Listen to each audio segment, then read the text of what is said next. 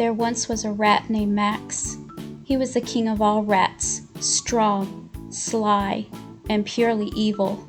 He thrived in the dark, damp sewers and made all the other rats cower before him. However, being king of all rats was not enough for Max. He wanted to rule over all the animals of All Elite Wrestling. In order to be able to gain the others' trust, Max slicked back his rat ears, tucked away his nasty rat tail, threw on a scarf, and called himself Maxwell Mouse, for he knew the other animals would never trust a rat. "Mice aren't feared," he told himself with a laugh. "They won't know what hit them until it's too late." So off Max went to the surface of All Elite Wrestling, ready to conquer it. Upon arrival, he met Cody, a trusty jackrabbit. Cody had a good standing in AEW and helped guide many young animals to success. Max portrayed himself as an innocent mouse trying to find his way. Cody took a liking to Max and soon started taking the young rodent to battle with him. Cody soon found himself up against the then Animal King of AEW, a mighty lion by the name of Chris Jericho.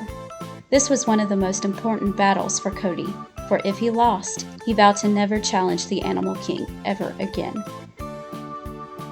During the epic battle, Maxwell pretended to be concerned for the safety of his so-called friend, threw in the leaf on Cody's behalf, assuring Cody's loss and that he never be king.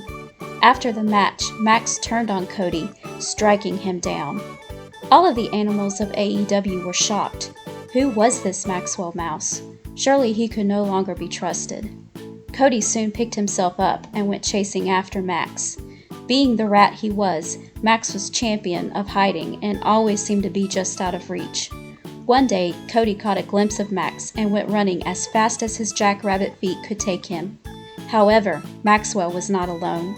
He had recruited a giant, vicious cat named Wardlow to be his bodyguard. Cody challenged Maxwell to a fight.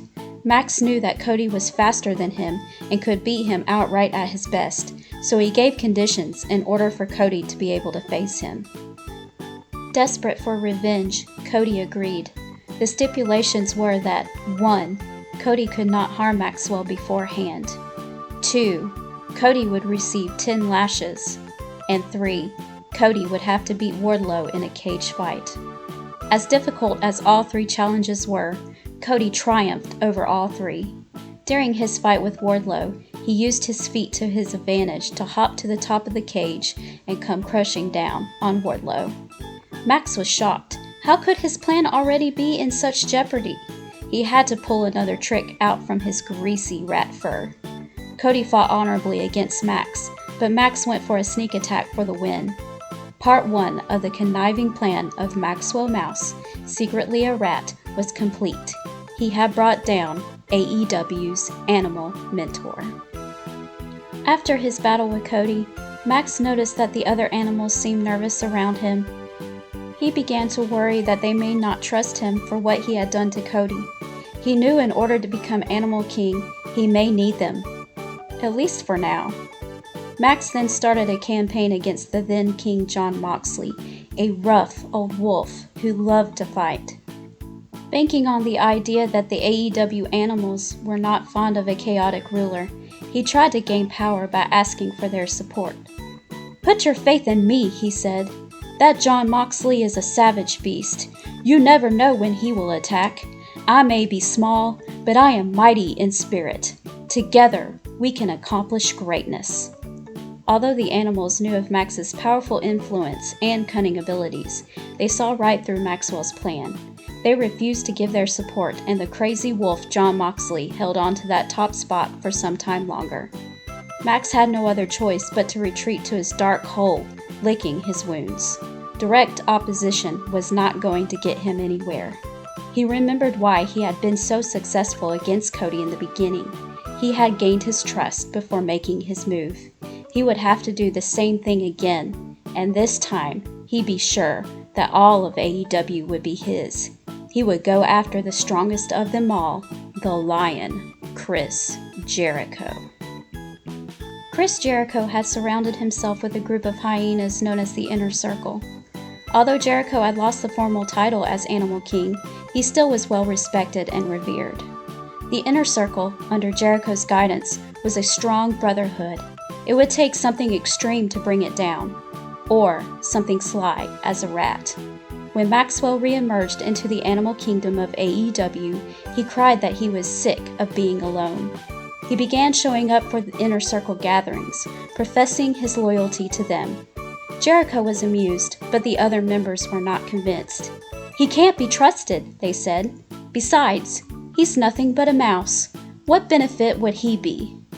Although different in size and power, Jericho knew there was something special about Maxwell. He was a mouse, but he didn't think like one. He was cunning, and even strong. He reminded Chris of a lion. Yes, Maxwell Mouse may very well be a lion at heart. Despite the other members' objections, Jericho allows Max to continue to hang with the Inner Circle. Max and Jericho could be seen partaking in many nights, enjoying meals, and singing their favorite bird songs together. Maxwell even entertained the Inner Circle on a weekend trip to the watering hole and showered them in many gifts. Finally, Jericho made up his mind about Max. He told Max if he could beat him, Jericho the Lion, in a match, then he and Wardlow would be allowed in the Inner Circle. It was a hard-fought battle, but Max used his tactics. After taking advantage of a distracted Jericho, Maxwell was able to roll the Lion up for a quick win. Jericho smirked. He could not fault the mouse for doing something he himself would have done in his younger days. He welcomed Maxwell and Wardlow into the Inner Circle. Even though Max had technically earned his way in, there was one hyena in the Inner Circle who was still suspicious of Maxwell. His name was Sammy Guevara. Time and time again, he tried to convince Jericho and the other members there was something wrong. Max accused Sammy of being jealous, for Max had taken Sammy's spot in being Jericho's tag team partner. Jericho told Sammy to play nice with Maxwell, but the young hyena refused. "There's something wrong with him," he yelled.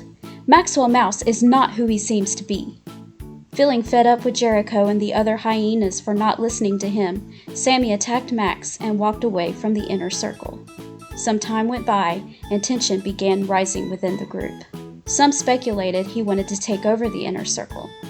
During a group meeting in which Jericho named the War Council, it became clear that Maxwell was indeed up to something. "You are no longer in the Inner Circle," he tried to tell Max. With a little grin on his face, Maxwell smugly ordered Santana, Ortiz, and Hager to attack the Lion. However, they refused. Instead, they turned on Maxwell. "We know what you are," yelled Jericho. Just then, in triumphant fashion, Sammy re-emerged, yelling at the top of his lungs, "He is a rat! Maxwell Mouse is a dirty rat!" All of the animals gasped. They could not believe that a nasty, horrible rat had gotten so far in AEW. Max cackled in delight.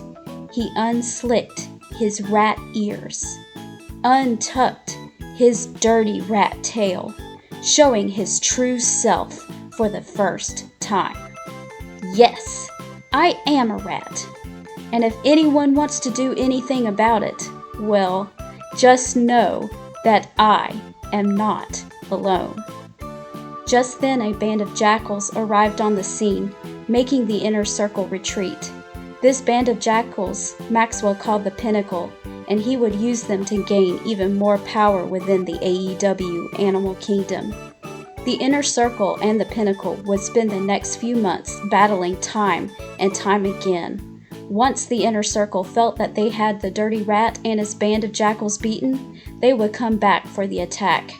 The Pinnacle gained a huge victory over the Inner Circle, where they competed in a blood and guts match. Maxwell had gained the upper hand on Jericho, threatening to throw the old lion off the cage. Fearful for their leader's life, the Inner Circle surrendered. However, being the evil rat he was, Max threw Jericho off anyway. Thankfully, the Lion of AEW did survive the fall. Feeling ashamed he let his brothers down, Jericho vowed to get back at Maxwell. He proclaimed to all of the AEW animals he would get his revenge. It didn't matter what the obstacles were. Sensing the similarities of desperation he felt with Cody, Max forced the Lion to go through what was dubbed the 5 labors of Jericho. Thankfully, Jericho triumphed over the first 4, demonstrating that even though he had been around for a long time, he was still a strong lion of heart. When Jericho reached the final labor, where he earned his battle against Max, the Rat ordered the songbirds not to sing Jericho's favorite song, nor could the Lion use the maneuver that guaranteed victories in the past. However, when it came time for the battle, the other animals of AEW serenaded the Lion out. It was a hard fight. However, after using Jericho's own Judas effect on him, then applying the submission maneuver Salt of the Earth, Jericho had no choice but to give up. The Lion had been defeated. The Rat had beaten him not once, not twice, but 3 times now. This was not enough for Jericho. He knew that Max would not want to fight him if he didn't give him an incentive to do so. So in desperation, Jericho offered up the one thing he had left. Many animals have asked me why it is bothering me so much. You are the Lion of AEW. Well, it's bothering me because I'm the Lion of AEW. So Maxwell, you dirty, nasty, filthy rat, give me one more fight.